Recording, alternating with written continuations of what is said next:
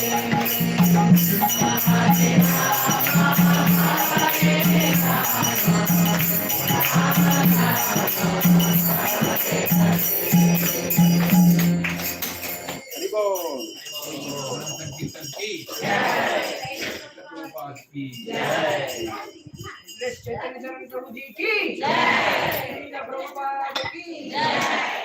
Krishna. Echo is there. Hare Krishna. Let's all welcome His Grace Chaitanya Charan Prabhu with three loud and enthusiastic. And welcome all for the 73rd Vyasapuja of His Holiness Radhanath Swami Maharaj ki. It's such a fortunate day, such an important day in all our lives. And we are very fortunate that His Grace Chaitanya Charan Prabhu is here. And I'm really feeling sad that we're really taxing Prabhuji event after event. Just now we finished a talk in the office, and right after that we are bringing Prabhuji here. So Prabhuji, we are very eager to hear about Maharaj. Really, frankly speaking, there are only few of us who had, of course we have heard all the instructions from Maharaj, but to know Maharaj more is only possible through Prabhuji, like yourself and many others who have actually spent more time with Maharaj. That makes us feel that we are spending the time with Maharaj. So very, very eager to hear from you, Prabhuji. Please enlighten us how we can serve Maharaj and how we can serve the mission of Prabhupada and how we can please Maharaj. Thank you. Thank you. Hare Krishna. Hare Krishna. And welcome all to Sri Radha Gopi Vallabh's house. We are very, very grateful. Please excuse us for any inconvenience you have faced. We'll just finish the Vyasapuja by 8:30ish 9 because tomorrow morning again we have Bhagavatam class. How many are eager to attend it? Hare Krishna. It's happening in my home, Vihanga, right opposite, right? Hare Krishna.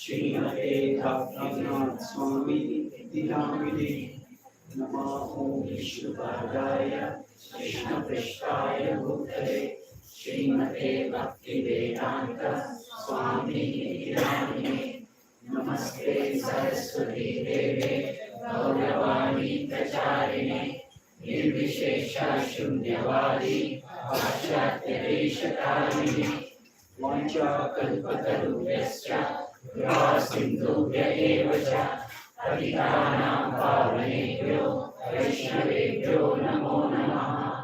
Jai Shri Krishna Chaitanya Prabhu Nityananda Shri Advaita Gadadhara Srivasadi Gaura Bhakta-vrinda.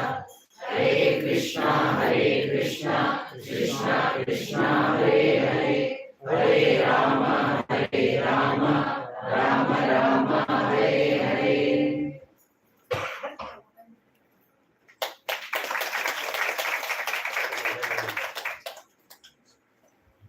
Hare Krishna.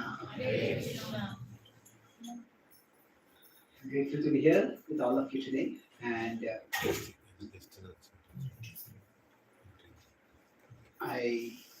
some of my programs in Hyderabad were there and I couldn't cancel them, so I missed the Festival of Gratitude that happened in GEP just a couple of days ago.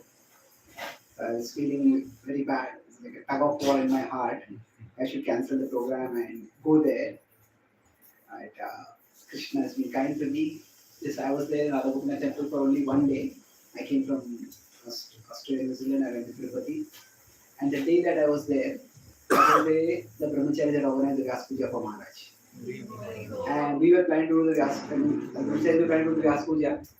But to our great surprise, Maharaj personally came and sat through the whole event, and then he gave a talk also.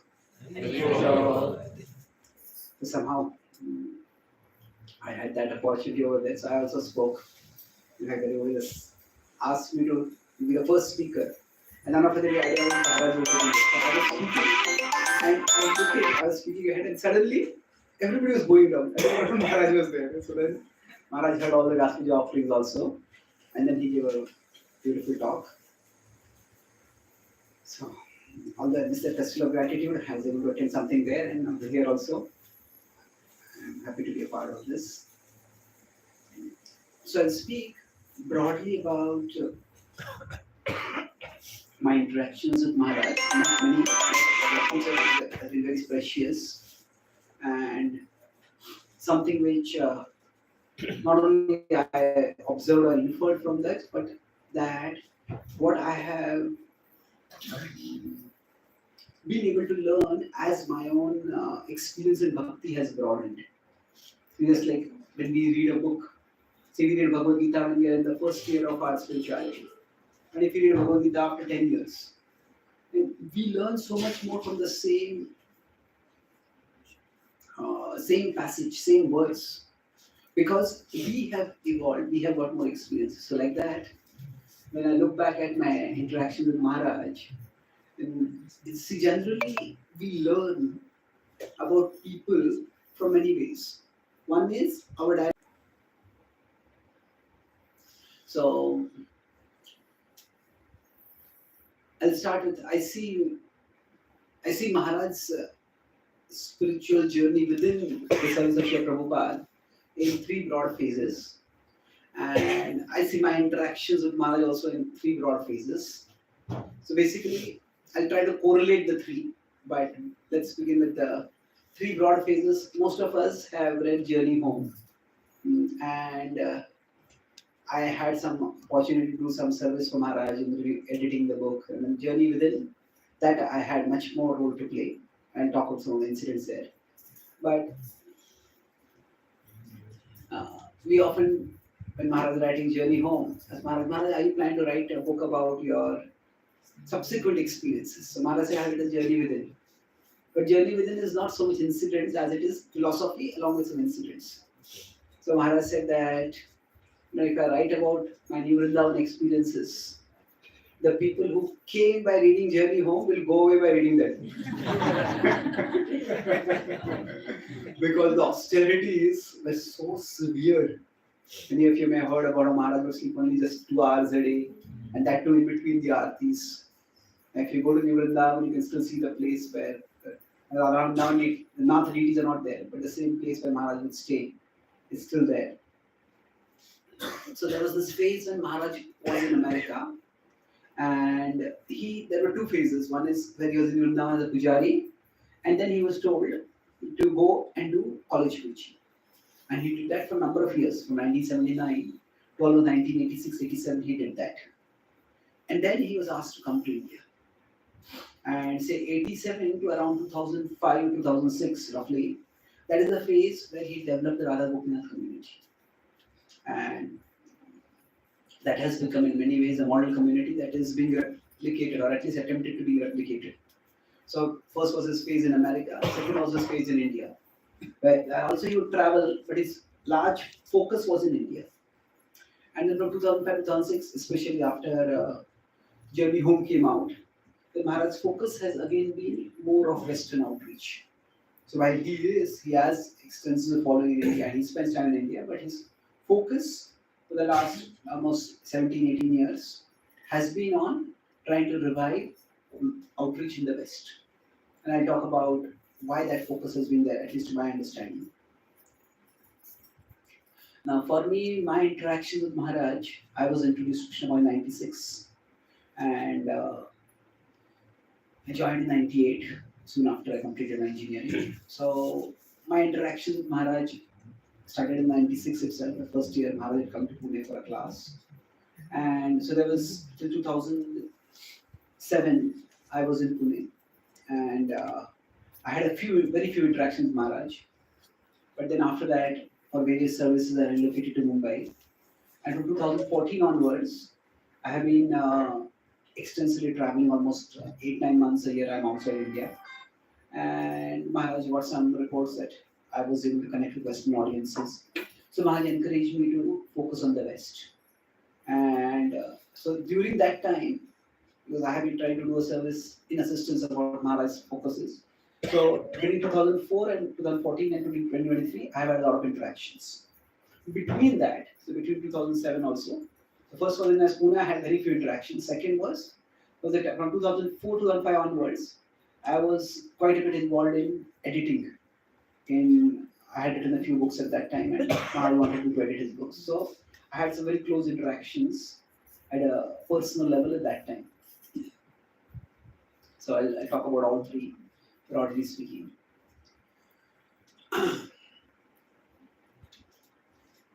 Now, my first interaction was I heard a class of Maharaj in Pune, and then I asked him that, can science discover God? I came from a scientific background, and Maharaj said that Einstein was a very nice answer here.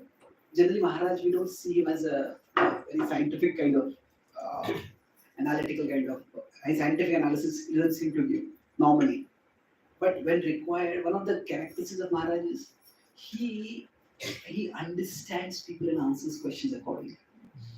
So I have seen whenever I ask Maharaj a question and somebody else asks a question, the same question might be there, but Maharaj answers it very different.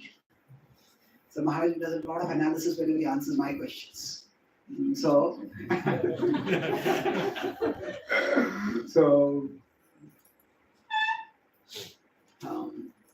anyway, so Maharaj said that at that time, he said that he elaborately analyzed what science is, what spirituality is. So I later on came to know that we have a prominent devotee, scientist devotee, Sadaput Prabhu, Dr. Richard Thompson. He's written some of the best books on science and spirituality that have been presented in our movement. So when Maharaj was doing his college outreach, Maharaj and Sadaput Prabhu would together go and do college programs. So Sadaput Prabhu would give a full scientific presentation and Maharaj would give a Bhagavad Gita Bhakti presentation together. So he said that time they had Maharaj heard from Sadaput Prabhu a lot about science. And so anyway, he gave a very analytical answer. Finally, he said the key point that stayed in my mind is Einstein was probably the greatest of scientists. And he said toward the end of his life, he said that the universe is so complicated that he said that there has to be some organizing principle behind it. So then Maharaj said that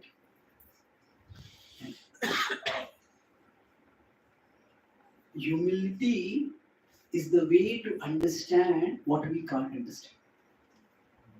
Which is an amazing statement. If we can't understand, then just understand it. But humility is the way to understand what we can't understand. So this may not be the exact phrase what he used, but this was the essence. And I found that such a striking statement. What he said is that I had been reading the Bhagavad Gita and Krishna talks about Amanitvam as the first element of knowledge. So that was the first interaction in the question answer session. Then after that, Radhesham Prabhu then introduced me to Maharaj. Personally, I was at that time thinking about going to America for higher studies. And I have two significantly different approaches of Maharaj. Maharaj person, he also has different moods and different emphasis. So first time, when Radhesham Prabhu told Maharaj that he's thinking of going to America for higher studies. So Maharaj said, if you want to go to hell, go to America. If you want to go back to Godhead, stay in India.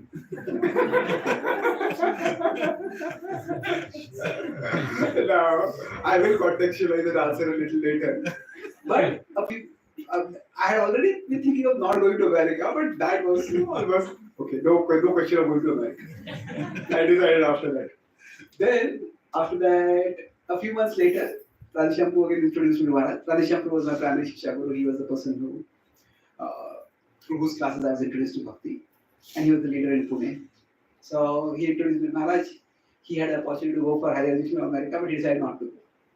I says, now you got the opportunity for the highest education. Raja Vidya. So I knew that word, but I never thought of it in that context. So Also, whenever I go for the university programs, I try to remember that here in Prabhupada's university, we have the highest education that is available. Education about what really matters in life. So, over the years, based on what I've heard from Maharaj and others, my understanding has evolved. Science is the study of matter, spirituality is the study of what matters. What matters? What is really important in life? So, Maharaj says Raja Vidya. That is what we learn. Science is wonderful, but along with that, it has its utility. But ultimately, what matters we learn from Krishna and the Bhagavad Gita. So, apart from that, I didn't have any interactions. We go for yatras and sometimes you hear Maharaj classes. Maharaj would sometimes embrace me, he would see me. But from 2000, so in 2001, 2002, I started writing books, and I would present my books to Maharaj. And one of my books, Maharaj, he sent me an email. And when Maharaj sent me email was quite rare. He read my book and he appreciated some specific points. 4 or 5 after that time, Maharaj had written Journey Home, and 5, 6 after that time. So then Gaurang Prabhu gave me the Journey Home copy. He said, you read it and you are a writer. Give Maharaj some, what you think about the book. So then I met Maharaj and Gaurang said, Maharaj, he has some thoughts about your book. How did he get my book? So no, he actually asked me, how did you get my book? So he speaks of it. Gaurang also did speak of it. So he went and Maharaj said, did Gaurang give you? So I still didn't know what to say. So Maharaj said, I just dodged it. I loved the book. So I said, okay, what did you like about the book? So then I said, Maharaj, the stories were extraordinary, adventurous. But what I found striking about the book was the tone of the book. That you are not writing here as an acharya speaking to, as a guru speaking to disciples. You are writing like a seeker sharing one's experiences with other seekers. So Maharaj already says, he says, that is the tone that you need for reaching Western audiences. And India is also becoming more and more westernized. And if you learn this tone, then you can reach a lot of audiences. So that intrigued me, that sort of sowed the seed for me for understanding the Western mind and seeing what it was all about. And then when I was reading Journey Home, one more thing that struck me, and I mentioned that to Maharaj also, that for me, one of the books that had inspired me the most was Lilananda. In fact, when I read the Lilananda, I completed the Lilananda, I had a small picture of Prabhupada in my hostel, studying engineering. And I completed Lilananda and I offered my obeisances to Prabhupada. At that time, I said, Prabhupada, I want to dedicate my life to assist you. So that was the book that inspired me very much. But then I had some difficulty trying to see how Prabhupada's mood and Maharaj's mood were similar. Because in many ways, Prabhupada is quite confrontational and cutting. Whereas Maharaj seems to be very so sweet and quite non-confrontational. So I used to think, where is the intersection? I could see that Maharaj is so devoted to Prabhupada. But where is the intersection? And then Radheshankar and I used to have a lot of discussions. He was my not only spiritual but also intellectual mentor for many years. So then we would talk about what is Prabhupada's mood, what is Maharaj's mood, and he tried to give me some understanding also. But he also agreed there are some differences, and he said that that's because the Guru is an individual. So each generation, each Guru is an individual. So the Guru is, you could say, one among many, and simultaneously one among many. That means the Guru, there's a lineage, and there are many Gurus within that. There is, you could say, in one sense, one among many means there are many Gurus, but then he's one in the sense that he is distinctive. So I understood that, but still I couldn't figure out, okay, but the two individuals, there has to be some alignment. So I was trying when I read Journey Home several times, and maybe in that fifth or sixth reading of Journey Home, so I read books not just as a reader, I read books also as an author.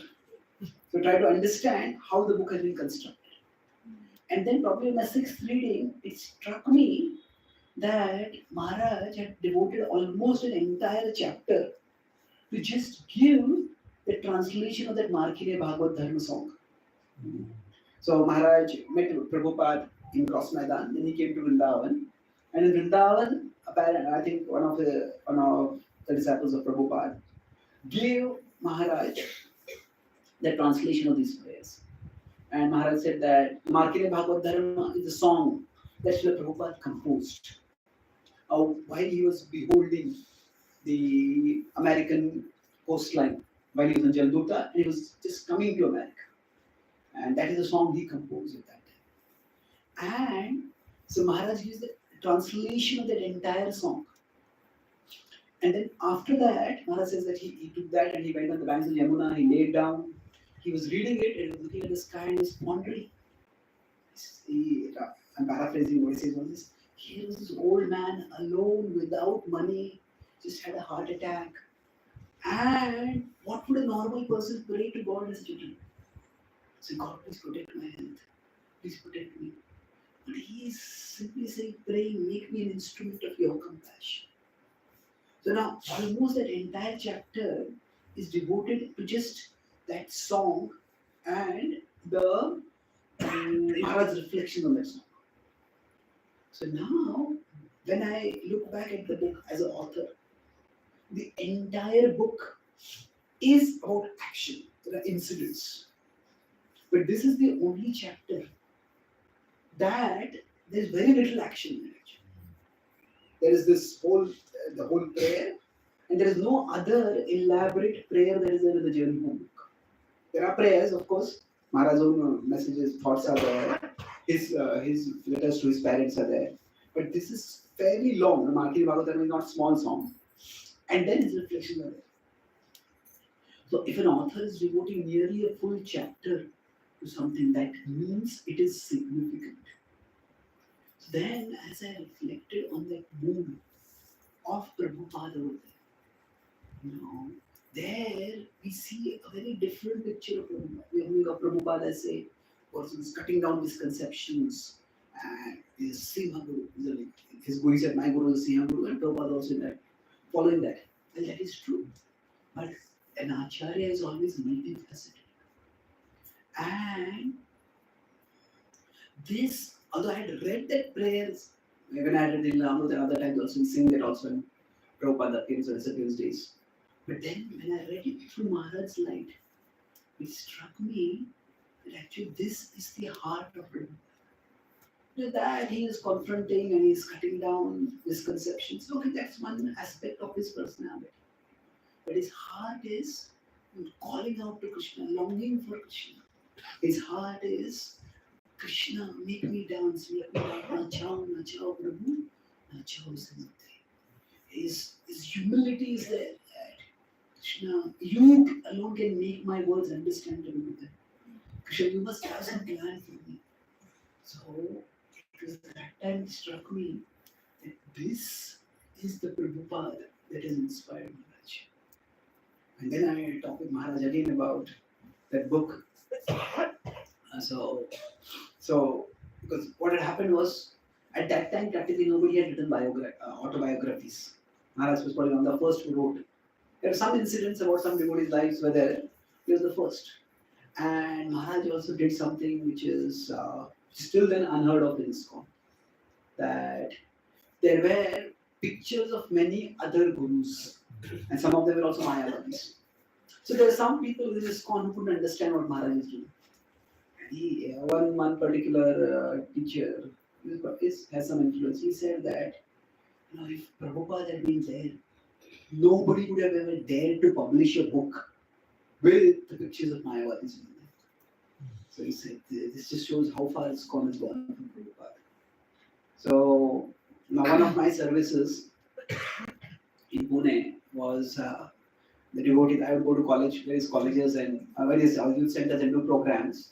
So the devotees would call my sessions as smashing misconceptions. so I did have a really cutting approach, but basically whatever challenges were raised, I would try to address those challenges. So that's how I wrote this book, GK for PK, and other books also later on. So anyway, so Goran Prabhu and others, they asked me, you should address these challenges.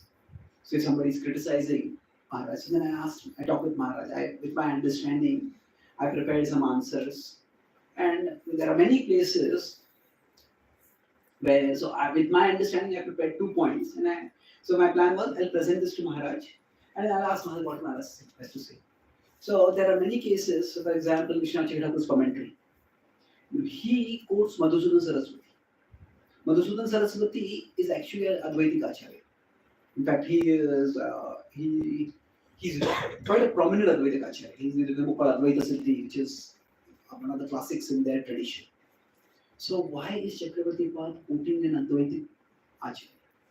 So the point is, when he is making a point that is either devotional or compatible with devotion, then even Vishwanath Chakravarti is quoting it. So the idea is that this idea is quoted even by another Advaita. So the point is, we are not recommending that person as authority, but rather that person also is making a devotional point.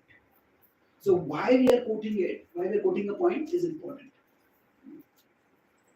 So I made this point that whenever Maharaj is quoting any Advaitic Acharyas, another Advaitic teachers, he is not quoting them for their Advaitic teachings. He is quoting them for their general spiritual teachings. Which are, for example, about satsang or about detachment or something which is entirely compatible with bhakti. So that was the first point I prepared. And second was that Maharaj is describing his journey. So it's his journey.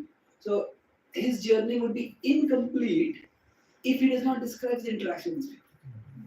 So is he glorifying them? Well, he's not glorifying them in the sense that he is only reporting his experiences with them. But then I talked with him, so Maharaj said, good reasons. Chaitanya, why I wrote this book? Maharaj, Bhakti Tirth Maharaj told you to tell your story. I said, that is true, but I wrote this book to glorify Srila Prabhupada. That was something, I just not thought about it. And I said, many of my godbrothers have written beautiful books glorifying Srila Prabhupada. And those are very inspiring for those who have already accepted Prabhupada as their authority. I felt that there's a lack of a book that would glorify Prabhupada in a way that would be acceptable for people who had not yet accepted Prabhupada.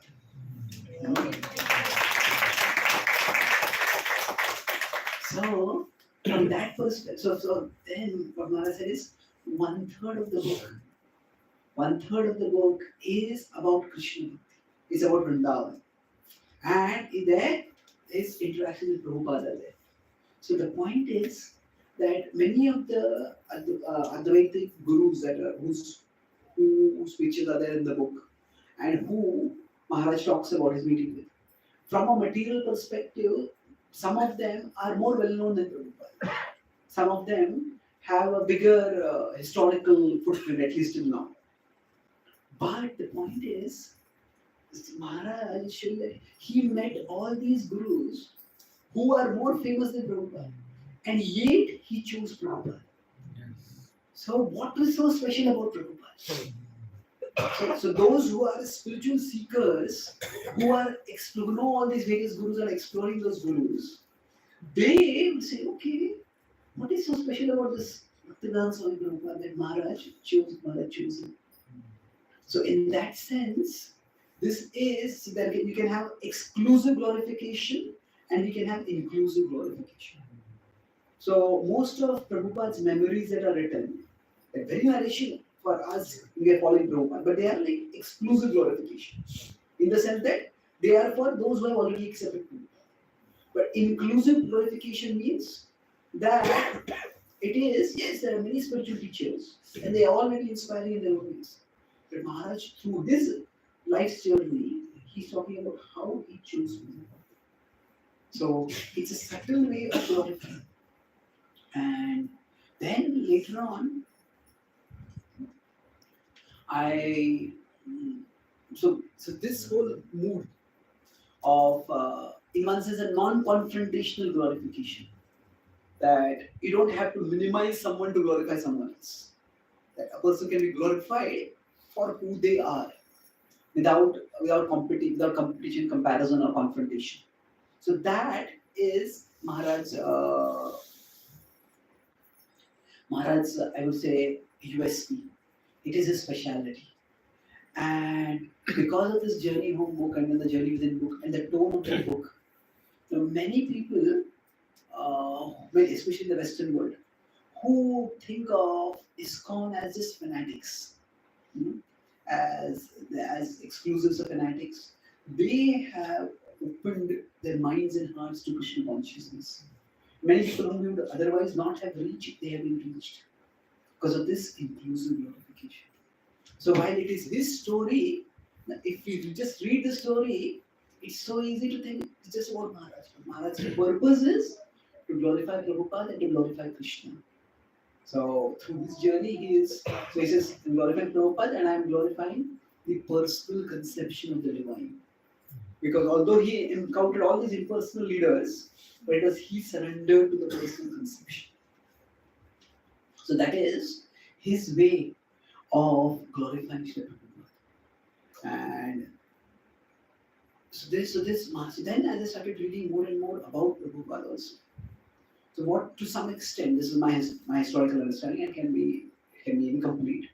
But many of the first generation followers of Sri Prabhupada, extremely dedicated, but everybody comes from a particular background. So what happened was many of them grew up in the West and they were from Christian families. They rejected Christianity, most of them. But in Christianity, Jesus is the only way. And many of them simply replaced Jesus with Prabhupada. And then what happened because of that was that now everybody, when we read, you see, after this class, if some of you start talking, all of you will find some point striking. And that point will be dependent on where you are coming from, what you find inspiring. So what happened was many of them came from this background of confrontation, where the confrontation means this is the only way. And apart from this, everything is wrong. So quite often, they highlighted those points from Srila Prabhupada's books. And those points started spreading. Was Prabhupada confrontational? Of course he was confrontational.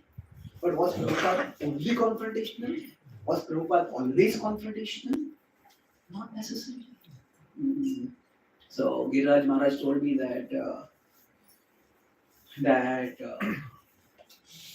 when many of you know this, Prabhupada, when he went to America and New York, he stayed in the first in the Mishra University. So Dr. Mishra was an Advaitic teacher. Now he was happy that a sannyasi from India is there. But then because he was impersonalist and Prabhupada was personalist, Prabhupada couldn't stay on over. And then Prabhupada left and he went to the Lower East Side. So many years later, after ISKCON had been established, so what happened was that two things. So what happened was this Mishra came to meet Prabhupada. And when he came to meet Prabhupada, at that time, Prabhupada and he had lunch together and they had a nice discussion. And Giriraj Maharaj afterwards asked Prabhupada, I thought this Mishra is a Mayavadi. And Prabhupada said, yes, philosophically we argue like anything, but culturally we are friends. This is so Maharaj also told me something similar, and he said, a person's philosophy is not their identity. That is a part of their identity. But people, so they may have a particular philosophy, but we need to see multiple dimensions. And Maharaj told me that, and I talk about about this, Giriraj Maharaj also saying the same thing, that many of the life members who helped Srila Prabhupada in the 1970s, they established many temples here in India. Now, we see that they didn't really become committed followers. They didn't become disciples. Now, one reason was all of these life members were in a position to help Prabhupada. They were already established in society. Not only they were established in society, they were also established in their own spirituality. So many of them were initiated disciples of certain Mayavadi gurus. Two of the life members who went Prabhupada, they were like the leading disciples of two of the Mayavadi gurus at that time. Now we often hear instances of Prabhupada confronting people. But Radhanath Maharaj told me, and Giran also said the same thing, that when these two life members were departing in the final days, so Maharaj said, I went to meet this person. And he said, when I went there, right as soon as you enter the home, like here we have little Krishna pictures, they have pictures of that Mayavadi guru. And then, he said, I asked my godbrothers, these were there when Prabhupada was also there. So then I asked Giriraj Maharaj, did Prabhupada ever point this out or criticize them or criticize their teachings? So Giriraj Maharaj said, I don't remember any incident of Prabhupada commenting about what was on whose altar. If Prabhupada would go to somebody's house for prasad, he would take prasad and he would engage them. They would contribute to the life membership program, and Prabhupada would encourage them. So there were times when Prabhupada was non-confrontational. And Maharaj was telling me that when I met this person, his life member, he was so weak and emaciated. He said, I came in front of him and it's almost like he got new life and started glorifying Prabhupada. He said, Swamiji is so great and he did this and he did that, and I met him. And Maharaj said, I was thinking that when this person is going to depart from the world, what is Krishna going to see? Is Krishna going to see that this person was initiated by a Mayavadi guru? Or is Krishna going to see that this person has done so much service to my pure devotee Prabhupada, and this person's heart has so much appreciation for Prabhupada? So he said, Maharaj is so much, in my small understanding, Krishna is Bhavagrahi. So here what we see is that yes, Prabhupada was confrontational, but that was not the only thing that he was. There were many times when Prabhupada was quite non-confrontational. Prabhupada is focused on giving his message. So when Prabhupada met George Harrison at that time, George Harrison was already being targeted by many other spiritual teachers because he was a spiritual person, not only Hare Krishna, they were trying to reach. So in Prabhupada, we have an excerpt of his conversation in the Chant and the Happy book. If you go into database and read the elaborate conversation. So during this conversation, George Harrison says, but Aurobindo says this, and Maharshi Mahesh Yogi says this, and who is Himalayan yogi? Swami Rama. Swami Ram says this, and I read this in autobiography of Yogi. And Prabhupada just takes that point and connects it bhakti and moves on. Prabhupada doesn't comment on those teachers at all. So he doesn't criticize them, he doesn't praise them. He just takes the point and moves on. So the point is, Prabhupada was not always confrontational. And Maharaj's mood is always to see the good and to tap the good. To see the good and to tap the good. So there's many of you may know about Anandandan Prabhu. So his whole family was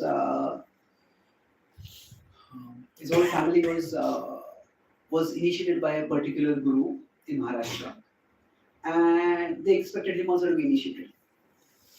Now, maybe I'm getting confused. There are two different incidents. So this is one incident, maybe there's another incident. So there's one devotee, leading devotee. Now he's a leading devotee at Radhanath temple. So he was associated with a particular guru, and then there was some controversy or some scandal about that guru came in the newspapers. Later on, it was proved to be false.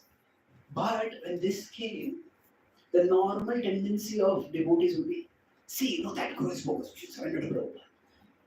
But Maharaj, when that news came, Maharaj came to know about it. So Maharaj called all the senior brahmacharis over there and he said, no one of you should even mention this to me. He said, he will already be hurt, you should not be hurt anymore. So that devotee said that when I came to the temple, I was expecting devotees to hear, and nobody spoke this. Then he said, I was so amazed. At the time I was thinking, yeah, these are really spiritual people. And then eventually those accusations were proven to be wrong. And then he decided to take initiation from Maharaj. And Maharaj told him, go and take blessings of your family. So when he went and he told, when he was wondering what his guru would say, or his family guru would say. So his family guru, he said that, I saw him, Prabhupada was a great saint. And yes, your family has been telling me that you are going there. But you are doing japa, you are following these rules, that's very good. So he says, you have my blessings. So Maharaj's whole mood is that there are two ways of looking at spirituality. One is that what I came from the past is all just a waste of time, reject it and go towards spirituality. That's one way. And there is validity to that, utility to that. Especially you could say for many of the first generation followers of Prabhupada, their past was quite dark in many ways. So just make a clean break with the past and turn to it. But that is not the only way. Because we can't just leave the past behind. We all build on our past. So we could say that what happened to us before we came to Krishna, or before we came to Krishna Bhakti, before we came to Prabhupada, was all just Maya and forget it. Or we could also see that all that happened to us before was Krishna preparing us to bring us to his lotus feet. So we could look at the past and build on that. So this mood of being affirmative in everything, seeing the positive in everything is something which endears Maharaj to almost everyone that meets him. So I think recently the Ambanis had a big event in Mumbai, something was inaugurated. What was that? Cultural center. So Maharaj and Gaurgopal Prabhu were invited for that. So Gaurgopal Prabhu was telling that Kokila, when her name is Kokila? Yes. Yeah. So she took Maharaj and she was showing him all around. And then she took him to, before the whole food was starting, she was saying, oh, this chandelier, it is worth 1 crore. And this chandelier is this way. And she was telling these jewels. And Maharaj seemed to be hearing everything attentively. And then finally, Gaurgopal was telling that, I was thinking that this is also mundane and this is such a waste of time. Thinking, how can we end this conversation and go? And then finally she said to Gaurgopal was translating for Maharaj, she was speaking in Hindi, just tell him every single thing of this chandelier is made in India. Now, nothing is brought from anywhere or even from America. Now, Gaurgopal was like, Maharaj is from America, how can I say this? So then he said, I spoke this, and then Maharaj heard it, and I was wondering what Maharaj would say. And Maharaj said, tell her that I am also made in India.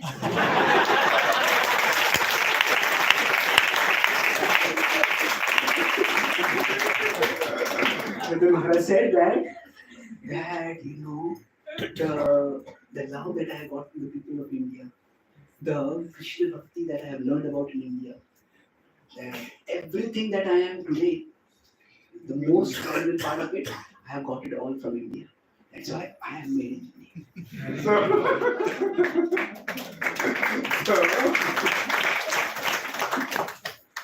So this is Maharaj explained. Somebody could say, no, this is mundane nationalism, this is just material pride.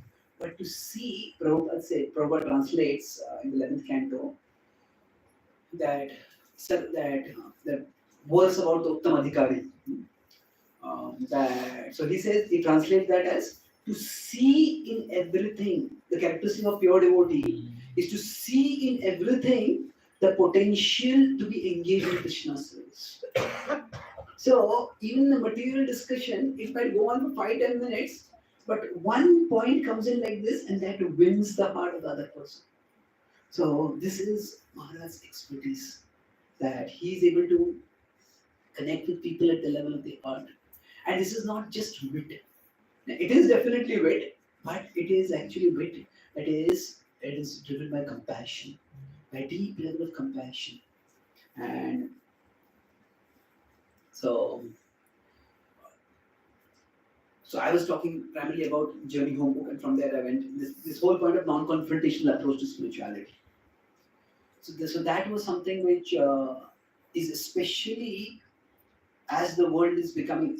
Traditional Indian culture was very vertical. There's authority and subordinate. The Western culture is very horizontal. Like in the West, you address your boss by the first name also.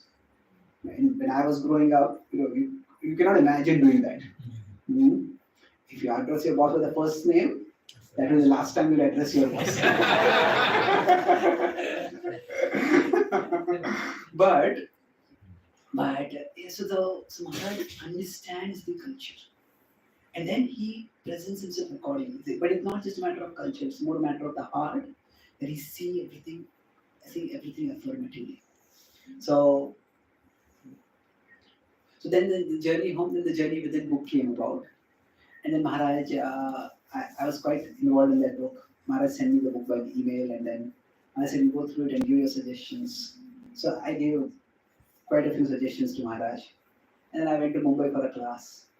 So why is such a? I met him after the Sunday discussion. Are you going to stay here, Maharaj? And Maharaj asked, are you going to stay here? I said, if you want me to, I'm happy to stay here, Maharaj. He says, it's your karma to stay here. So Maharaj said, you give suggestions, now you have to implement all those suggestions.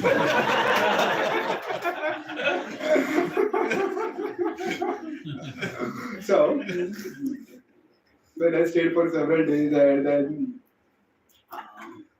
then Maharaj could call me to his room, and then we would sit and look at the computer and give some points, and I'll say this. So I learned a lot more about Maharaj's mood. From intellectual perspective, I was saying that this, but then Maharaj explained some things to me. So I realized that throughout, Maharaj, when he's writing the book, he's quite clear about for whom he's writing the book. So, for example, Maharaj is talking about impersonalism, he's talking personalism. And then I said, I suggested something to Maharaj that you could write about how one should not be simply a spiritual shopper. Something, I don't know the exact context. And one has to become a spiritual seeker. And one has to eventually commit to a path. So Maharaj said, in the West, people have a phobia for commitment. And he said, as far as, what was the word in the spiritual shopper? He says, if I tell people don't be a spiritual shopper, says the only reason they are reading my book is because they are a spiritual shopper. They're dabbling in some spirituality somewhere, and then let's check this book out also. So then there's some places where Maharaj asked, can you find some stories for these things? So then I found a story from the Ramayana about how the Lord is so loving. There's something like that. So it was about how Hanuman came back, and Lord Ram embraced him. And Lord Ram embraced him, and Lord Ram said, I have nothing to give you, so I give you my own body in embrace. So then I asked Maharaj something about that story.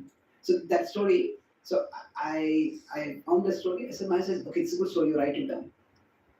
And then I wrote it down, and then Maharaj said, okay, let's rewrite it.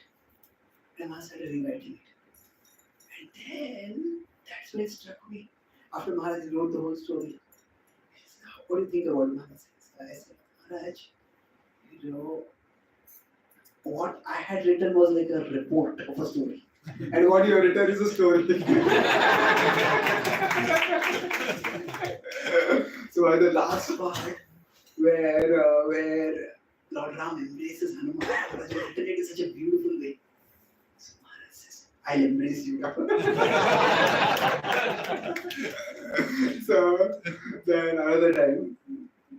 So one night, around 9:30, 10, I was in Maharaj's room. And at that time, Maharaj said, okay, so tomorrow I'm going to send the book to publisher. Can you proofread the whole book once? Tomorrow after Bhagavatam class, we'll send the book.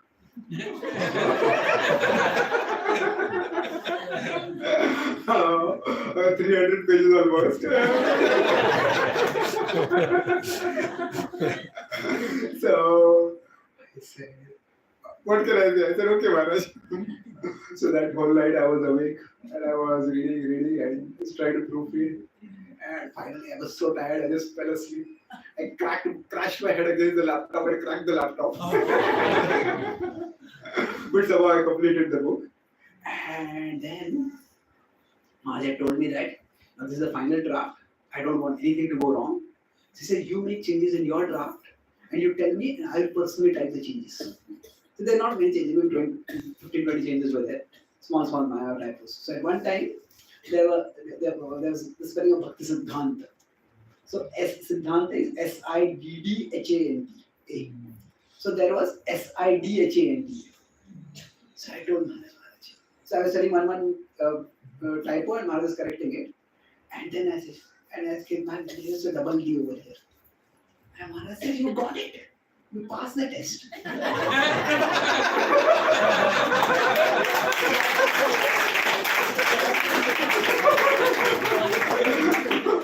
I said, what do you mean, Maharaj? I said, I had deliberately spelled that wrong so you don't find it.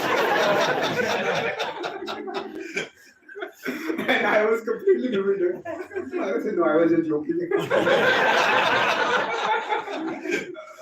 So then I asked, what is it really? I leave it to you.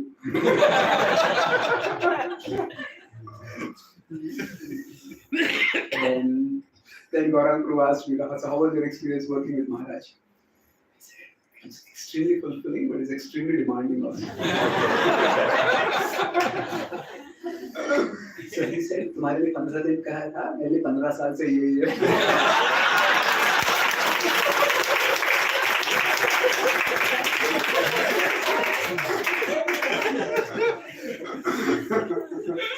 So he said that when it's still not only very loving, but when you start working with him, he can be very demanding.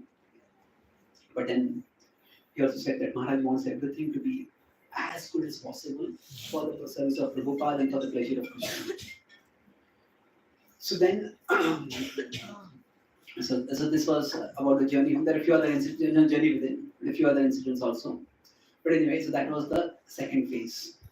And then after that, I started traveling abroad, and then I took Maharaj's blessings when I first went to America. And then several of Maharaj's godbrothers report that that Chaitanya is able to communicate with Western audiences. He's able to link with it.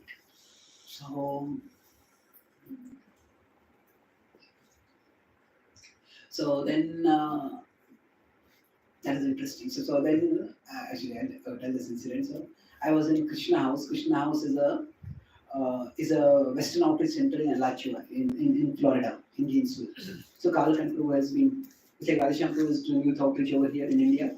Karl Kanpru has been fairly successful in Western outreach, to Western youth. And he also established several other centers. So I did a program over there. And after that program, I was talking to the students over there. And Karl Kanpru came to me. And he said that, Charan, I think you can be quite successful in Western outreach. So he said, oh, why do you think so? I thought maybe he'll say your classes are analytical and this and that. And he said something which completely confused me. He said, you are not uncomfortable around women. I said, Prabhu, is that a praise or a criticism? So he said, no, it's a praise. So he said that in the West, people are very, very averse to any kind of discrimination. So if people feel that you're discriminating against anyone, they'll completely put them off. So he said that and many of the Western people who come are women, they come from yoga background, other backgrounds. If they are asking you a question and they feel uncomfortable, when they feel that you are uncomfortable when they're talking with you, then that will not only make them uncomfortable, that will alienate them. So I was still not sure about whether this is really a praise or not. So then I asked Maharaj about it. This is what Kalpan Prabhu said. So Maharaj said that, yes, it is true. But he said that what happened was, when the devotees from Chopadi started going to America for the first time. So that was on 2004, 2005. So in general, in India at least, the way we had been brought up, it is a 2005, 2010 that when we are talking with women, we try to avoid eye contact with women. We look elsewhere. That was the training we had. And then the devotees did the same thing when they went to America. And one of the devotees over there, Prabhupada disciple or some other Maharaj, she immediately called Prabhupada, called Maharaj. And he said this. He said, no, what are your disciples doing? They don't even treat us like human beings. She said something like, they treat us like untouchables. That our eye should also not touch them. He said, this is so impersonal.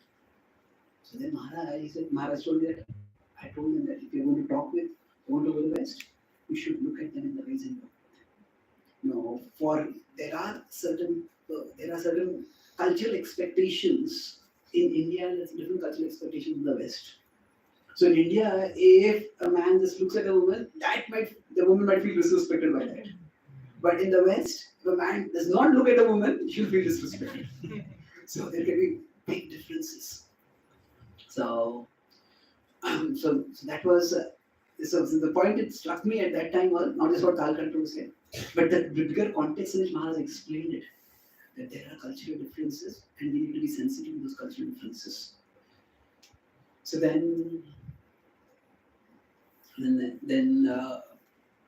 so when I was in America, then several devotees in America, those who are in Western outreach, they told me that you can come and stay there. And then there's one particular place where they were quite insistent in the invitation. And they said, I'll write to Maharaj also. So I said, okay, but let me talk with Maharaj first. So I asked Maharaj, he's saying that I can come and stay in America there. So Maharaj said that, he's a great friend of mine, he's doing wonderful service. And if your sister, that will be great. So Prabhupada was in that place. And Prabhupada, when Prabhupada wrote a letter from there. And what did Prabhupada say? So Prabhupada said in that letter, I'm writing to you from this remote corner of the world. That is America, and Americans think that the world begins from the Pacific Ocean and ends in the Atlantic Ocean. They think they're the center of the world. But Prabhupada wrote that, I'm writing from this remote corner of the world. And he said, what Prabhupada said when he was in America? He was in New York. He says, this is the most important city in the world. So then I asked Maharaj, so would you like me to spend more time in New York? He says, I'm not telling you anything to do, I'm going to tell you what Prabhupada said. So Maharaj said, I'm happy to spend more time in New York. I'm happy to study. He said, Prabhupada will be pleased by that. So I noticed this, that Maharaj thinks of everything from Prabhupada's perspective. When Maharaj, many of the devotees from Pune went to Kolkata temple. And they are managing the Kolkata temple many years ago, 10, 15, 12 years or something like that. So at that time, Maharaj told Radhashyam, can you send some devotees to Kolkata? And Radhashyam told us afterward, he said, I told Maharaj, in Pune also preaching is expanding, we need devotees here. So Maharaj simply told Radhashyam, if you ask Prabhupada, which project is more important, Kolkata or Pune, what will he say? So Kolkata is Prabhupada's birthplace. Kolkata is the place where, the capital of the state where Mahaprabhu was there. Radhashyam said, I said, Maharaj, whoever you want, you can take. So Maharaj, whatever he's thinking, whatever service he's doing, he's always thinking from Prabhupada's perspective. What is important for Prabhupada? What will Prabhupada do? And it is from that perspective that Maharaj is spending so much time in the West, in Western outreach. Maharaj told me that if I spend the same time in in New York, same time in London, and same time in Mumbai, he says that the devotees in London can organize far bigger programs for me than in New York. And the devotees in Mumbai can organize far bigger programs than in London also. But he said, Prabhupada said New York is the most important city. So even if the programs here are small, I want to search for Prabhupada. So in one sense, if Maharaj gives one class in India, thousands of people will come. Give one class in America, maybe a few hundred people will come. Sometimes even less than that, especially if it's a program for Western outreach. But Maharaj told me that the way our Krishna conscious movement is, that Indians will naturally come. And in the Vyasapuja offering, after Vyasapuja, Maharaj gave a class. So when Maharaj said that, to the brahmacharis, he said, I would like to apologize to every one of you. They are taken aback. He says, every one of you have given your life to Prabhupada. And in reciprocation, I would like to spend time with you. But he said, my service to Prabhupada is calling me elsewhere. So I am immensely grateful to every one of you, although I am not able to give him time. Please remember that Prabhupada is grateful to you and I am grateful. So that is Maharaj's mood basically, that why he has many services and he knows that he's been to many places, but he's thinking where would Prabhupada want him the most. So the way our movement, those of you who have been in America, you may know that Prabhupada, that most of the people coming to our temples in America or in the Western world are mostly Indians. Somehow the generation has changed and Western people are not coming much to our temples. And there was one devotee who said by maybe 2045, we may have to write the obituary of the last Western devotee in ISKCON. And then after this, it was a phase in ISKCON's 10,000 year history that sometime when foreigners were coming, now it's all Indians. So Maharaj told me that this is what Prabhupada would not want to happen. Prabhupada wanted an international society. So the way Maharaj's nature is, Maharaj's mood is, Maharaj understands the West very well. And that's why he feels that his need, or rather, there are many services that he can do, but this is the service which only he can do. And many of us may feel that we don't get the personal association of Maharaj. There are some other gurus who often give their time to their disciples. Maharaj will also like to give, but what Maharaj has done is that he has trained his senior disciples. There's the counselor system, there's the mentor system, whatever systems are there by which we may not have Maharaj's guidance directly, but we have guidance that ultimately coming from Maharaj. And in that sense, Maharaj also created a sustainable system where everything is not dependent on him alone. But in his outreach in the West, I'll conclude with 2 points. One is that Maharaj's Devasayatmika Bhakti, Ekeha Kurana, he's one-pointed in his intentions. That means that if he takes up one thing, he focuses on that one thing. And Radhanath Swami quotes Maharaj saying that also, that wherever attention goes, energy flows. So Maharaj says you sustain attention to something. So Maharaj was in India also. He was not traveling much in India. He focused on other community. He built a community over there. And while I was there, he was not just giving classes. Maharaj said that often for us, it is preaching has been like a revolving door. People come in and people leave. Like between 1977 to 87, and then 10 years after Prabhupada's departure, almost 90% of Prabhupada's disciples left the movement. Many reasons for that, and many of them have come back subsequently. But basically, Maharaj has observed all that. And Maharaj said, our purpose is not just to make people devotees. It is to make sure that those who become devotees stay devotees till the end of their life. And we need to provide them whatever support is required for that. So that's how the consular system came up, that's how the marriage board came up, that's how the Bhaktivedanta hospital came up. The whole idea is that now the devotee care has become a big word in today's world, today's ISKCON world also. Now, how much it has been translated to action is open to question, but there's one senior devotee, he told me when he heard the first time a class of Radhanath Maharaj.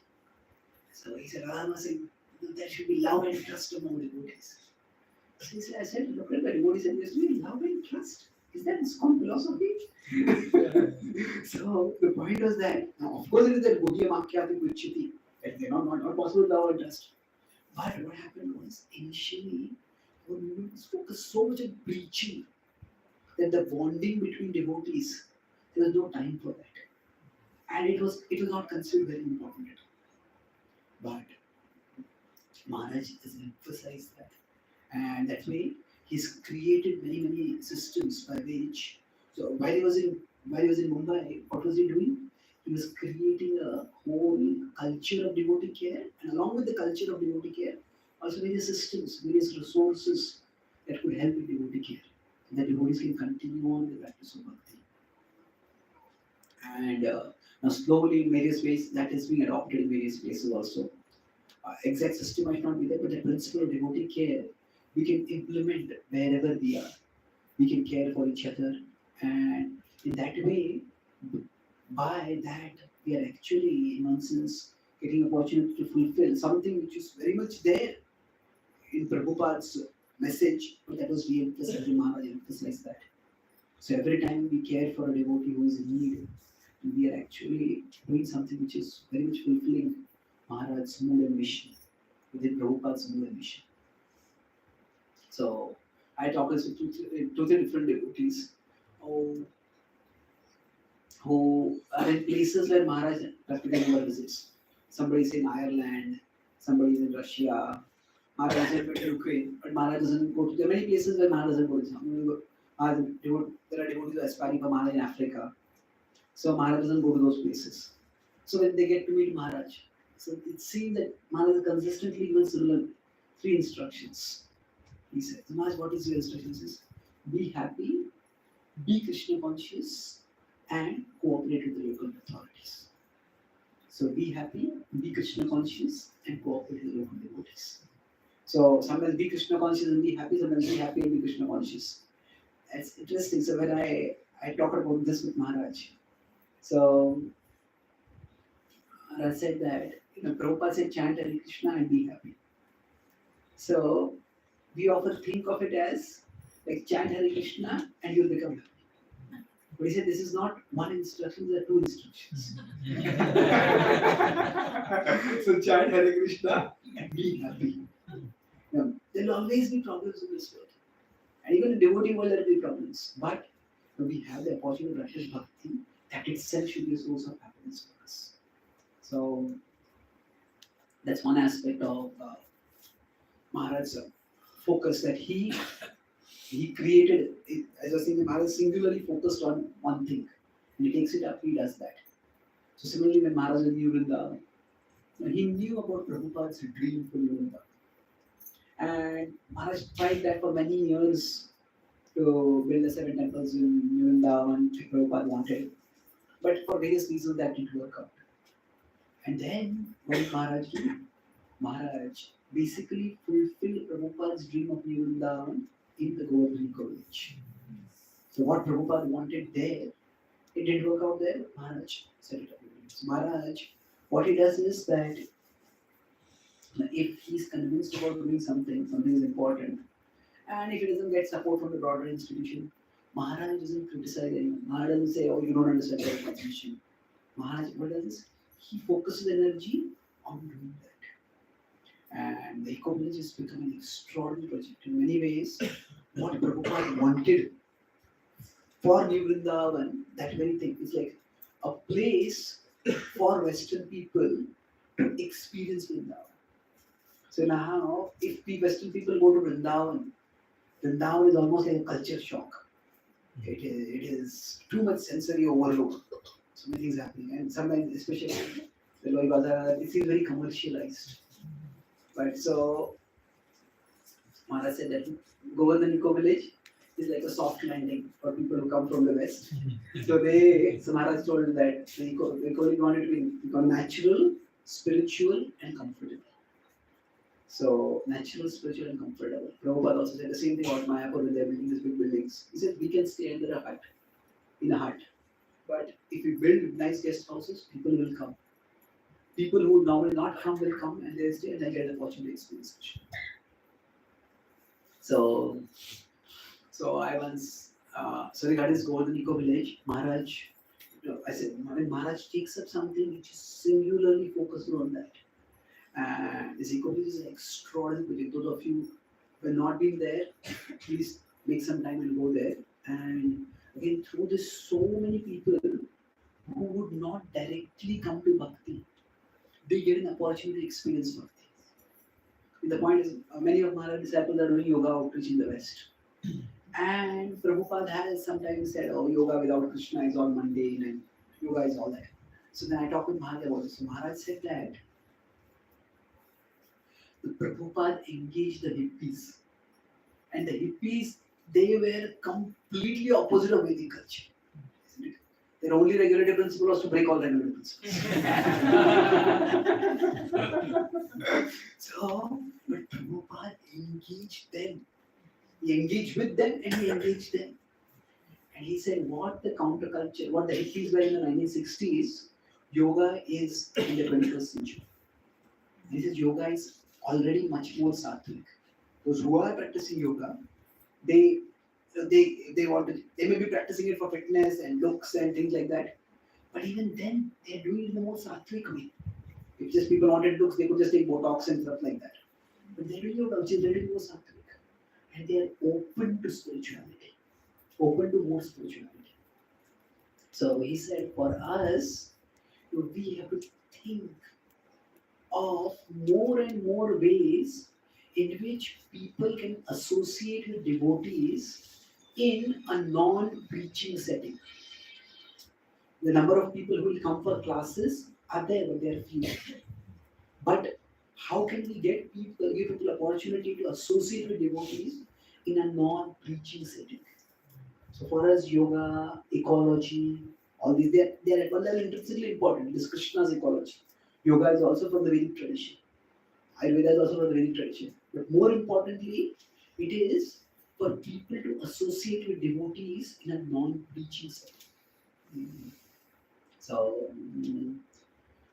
Prabhupada was telling me about his atheist boss, how he came to GV and he was so appreciative and he's giving some contribution over there.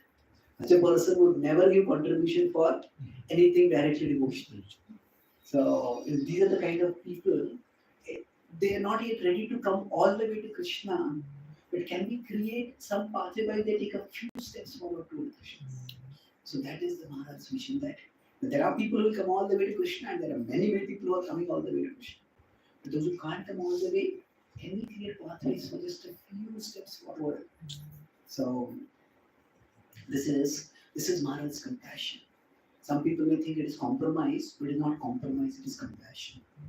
Compromise would be if he stopped giving the highest thing and started giving only this. Now Maharaj is clearly, if we look at the yatras, Maharaj is giving full Krishna Katha. So he's giving the highest thing, but he's also giving more and more pathways for people to come toward the highest thing. And that is his extraordinary compassion. He says, if people can just take one step forward toward Krishna, for them it can be a giant leap in their spiritual journey. We take one step forward and we let them take further steps. So in the Eco Village, the mood is completely non-pushy. Non-pushy means, says when Western people come there, Maharaj told all the devotees, don't tell anyone to chant religion. Religion will thrust down their throat. I was in Texas, I saw a quote on somebody's car bumper says, oh God, please save me from your preachers. Yeah.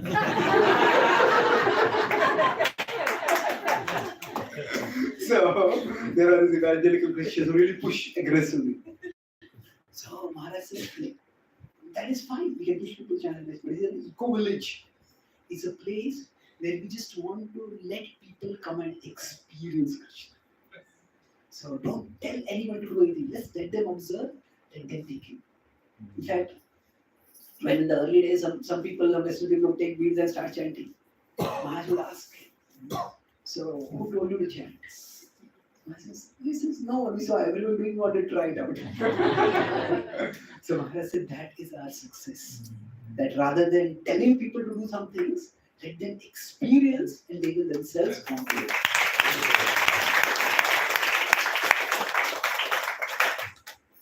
So I already spoke a lot, but I'll quickly summarize and I'll add one last thing. So I broadly spoke about, say, 3 phases of Maharaj's life and my interaction with Maharaj. So in my interaction, the first was, whereas in Pune, so Maharaj is sometimes confrontational, sometimes conciliatory with respect to I going to America. And in the book editing, I got to understand how Maharaj is so culturally sensitive. And he's so aware of what the ground realities are. And he's so transcendently absorbed with Chaitanya and Krishna. And especially in my last 10 years when I've been traveling, how not just how sensitive, how deeply emotionally exalted Maharaj is, but also how visionary he is in terms of recognizing both. There's 2 things I talked about. One is what are the needs of devotees so that devotees can continue practicing bhakti lifelong, and how we can address those needs.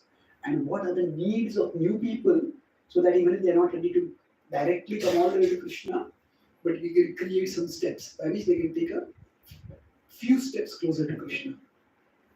So we are all very blessed to have the shelter of such an exalted spiritual master. And although we may not get the personal association of Maharaj as much as we would like, but Maharaj is grateful to every single person who is serving Krishna and serving Srila Prabhupada and assisting in Prabhupada's mission. So Maharaj, Shubhilas was telling in his Vyasapuja offering that said he wrote a letter to Maharaj about what he is doing. And Maharaj wrote back. He wrote a letter, reply point was, but in between he said, I miss you. So Shubhilas was saying that I read that almost a dozen times and it brought tears to my eyes. Maharaj has thousands and thousands of devotees and new people to relate with. So his heart is with us, even if he's personally not with us. So we can all pray for his long life and his health, his continuing service for the deliverance of the world, and that we all can get a little bit of his mood and mission and grow in our bhakti and share the bhakti with others. This is Radhanath Swami Maharaj ki Jai, Srila Prabhupada ki Jai, Gaur Bhakta Vrinda ki Jai,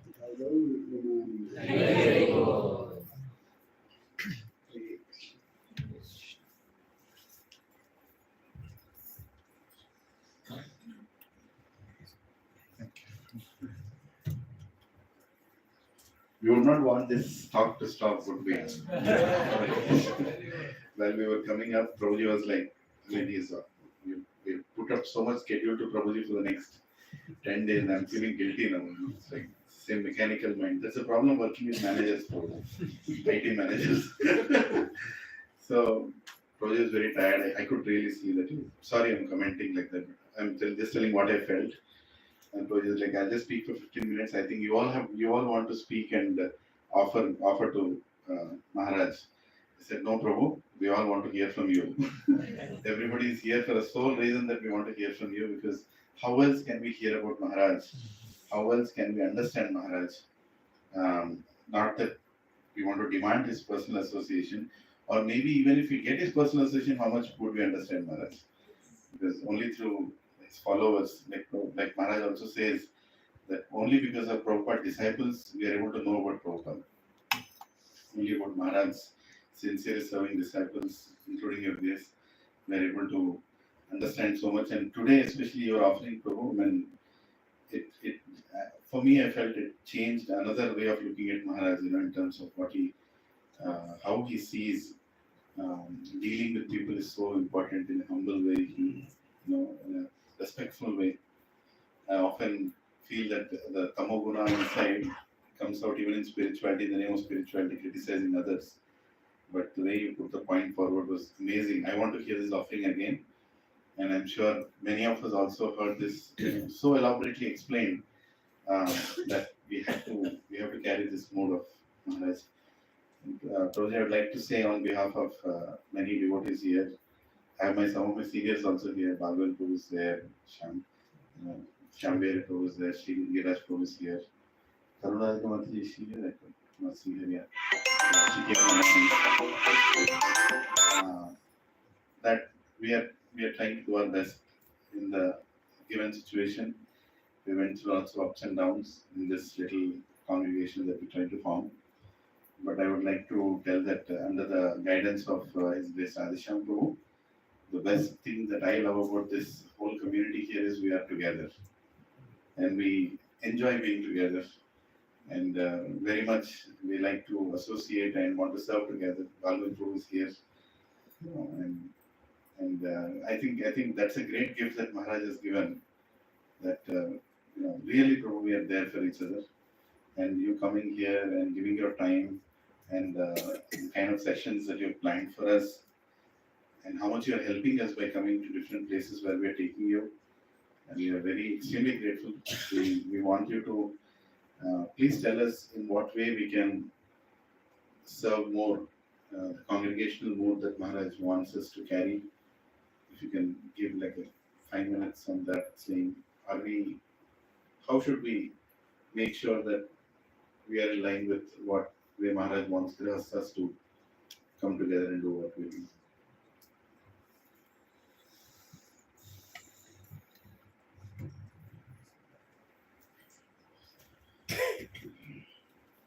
From what I have seen, we've got a vibrant community that has eagerness to hear, which is what Maharaj focused on from the early days itself, that culture of hearing and relishing Krishna Katha in association. So that's one thing which you already have, and I can feel the warmth in the community in terms of the bonding among devotees, the mutual appreciation. So that's something which is very, very much what Maharaj would want. And there will always be differences. So Maharaj said that some people can get along with some people just can't get along with some people. It's just even if you can't get along with someone, don't spoil the relationship. So what he basically said is that his mood is give different devotees different services and give them their space. But in that, don't spoil the relationships. So I'd say differences will be there, but we can deal with the differences in a subtle way, where we have respect for devotees. And the way the community is expanding and how enthusiastic all the devotees are, this is remarkable. And it's not just the numbers, but also the quality of the devotees that are coming is very thoughtful, well educated, well established society. At one time, it was Bhakti Samat Maharaj's 50th birthday, 50th appearance day. At that time, we were all there, so Maharaj spoke on phone.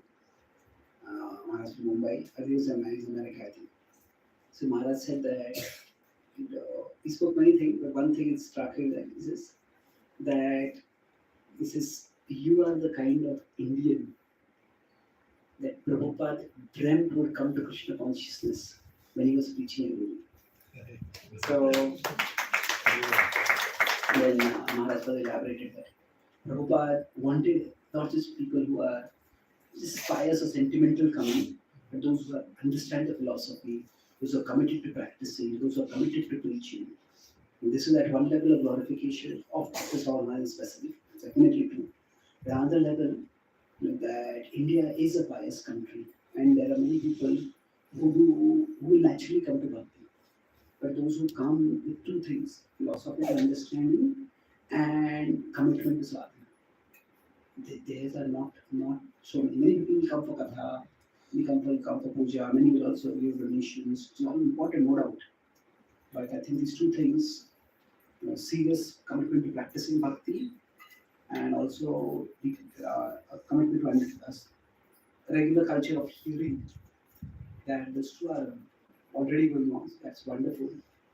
And you're also devotees are being empowered to serve in various places and expand the outreach.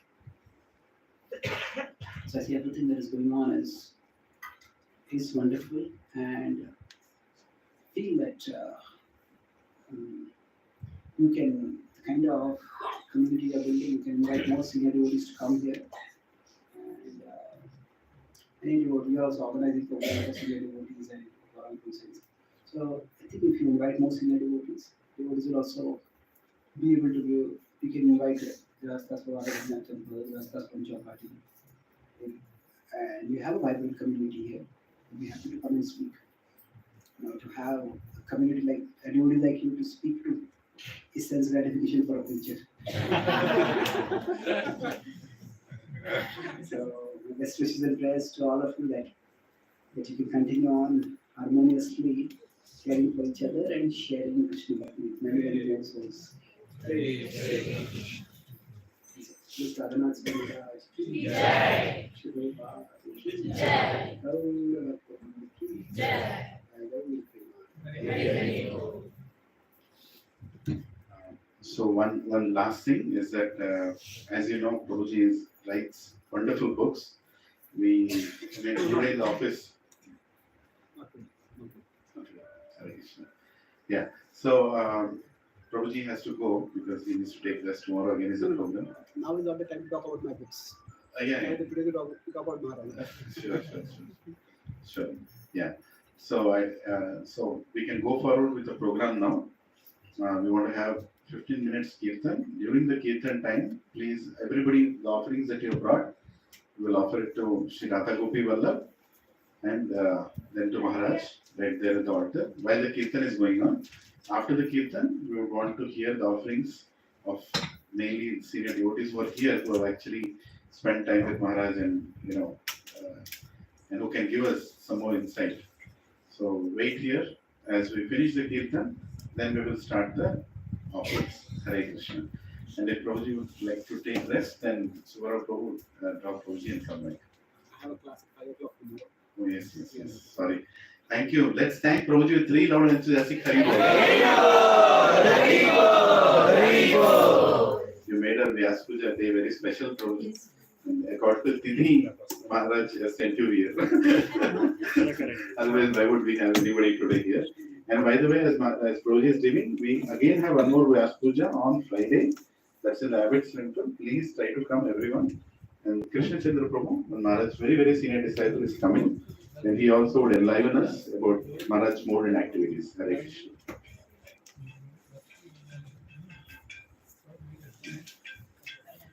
At the end of all offerings, we'll have Pushpanjali at the end. So please stay. Hare Krishna.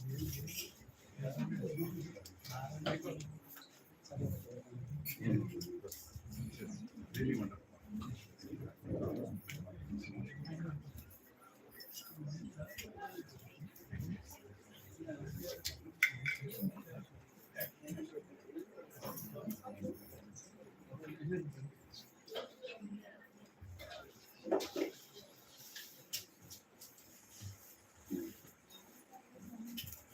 Mic stand, please.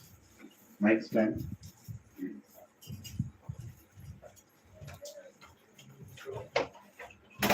Thank you. Hare Krishna. I request all devotees to please sit down. And Maharaj likes kirtan. Maharaj likes chanting the holy names. So this is not a ritual. It's purely a spiritual activity we are doing. If we all sit here for the next So if we all sit here, next 15 minutes, attentively, absorbedly, if we chant the holy names, I think Maharaj will be very, very pleased. Wherever Maharaj is, he will know that his disciples, aspiring disciples, are eager to chant the holy names. Right? So let us chant as Haripriya sings. Let us chant the bhajan enthusiastically and with full absorption. That's my humble request. Hare Krishna.